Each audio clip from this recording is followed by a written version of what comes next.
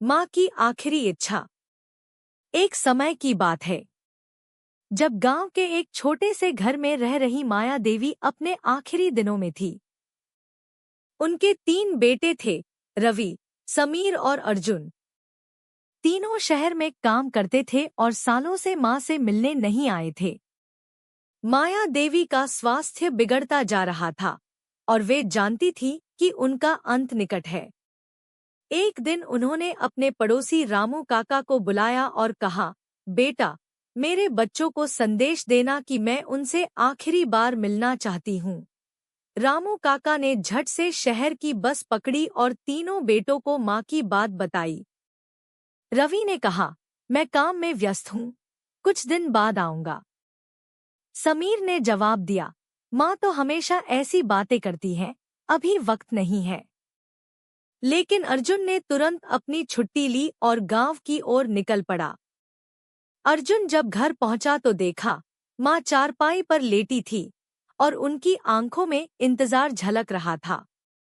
अर्जुन ने उनके पैर छुए और कहा, माँ, मैं आ गया। माया देवी की आंखों में खुशी के आंसू थे। उन्होंने अर्जुन का हाथ पकड़ा और कहा, बेटा, मेरी आखिरी इच्छा है कि जब मैं इस दुनिया से जाऊं तो तुम मेरे साथ रहो। अर्जुन ने मां को भरोसा दिलाया कि वे कहीं नहीं जाएंगे। अगले दिन माया देवी ने अपनी आखिरी सांस ली। अर्जुन ने अपने भाइयों को खबर दी।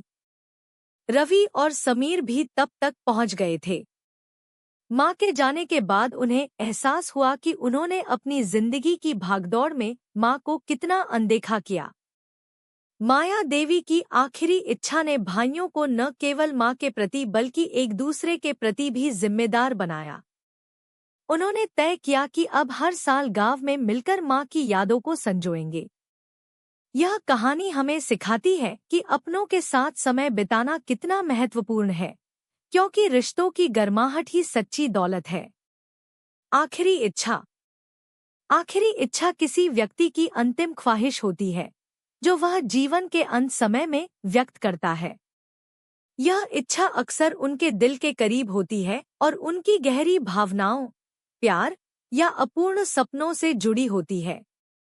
आखिरी इच्छा में परिवार, दोस्तों या समाज के लिए संदेश, किसी अधूरे कार्य को पूरा करने की चाहत या आत्मिक संतोष की खोज शामिल हो सकती है।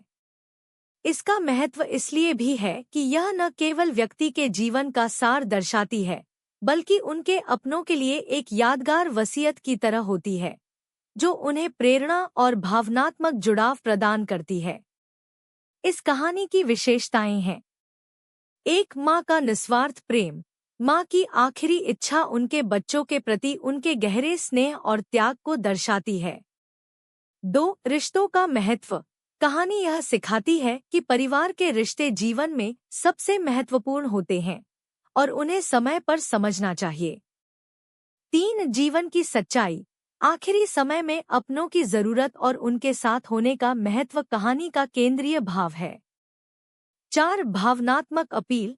कहानी दिल को छूने वाली है और पाठकों में आत्मविश्लेषण की भावना पैदा करती है। 5, प्रेरणादायक संदेश। यह पाठ देती है कि अपनों के साथ समय बिताना और उनकी भावनाओं का सम्मान करना हमारी प्राथमिकता होनी चाहिए। माँ का होना। माँ का होना जीवन में सबसे बड़ा आशीर्वाद है। माँ सिर्फ जन्म देने वाली नहीं, बल्कि जीवन की पहली शिक्षक, मार्गदर्शक और सच्चे प्रेम का प्रतीक होती है। उनका होना सुरक्षा, स्नेह और प्रेरणा का एहसास कराता है।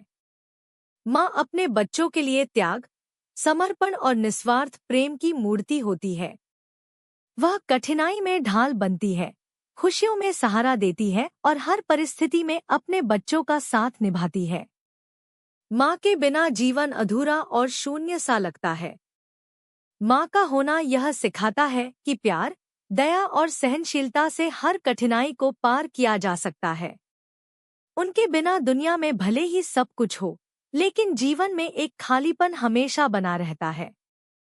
माँ का होना ईश्वर का सबसे अनमोल उपहार है। कहानी का सार।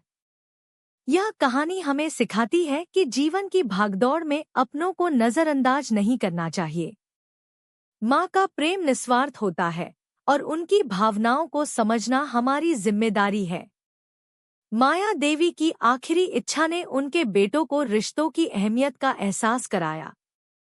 कहानी यह संदेश देती है कि समय रहते अपनों के साथ समय बिताएं, क्योंकि जब वे नहीं रहते तो पछतावे के सिवा कुछ नहीं बचता। रिश्तों की गर्माहट और प्यार ही जीवन का असली धन है।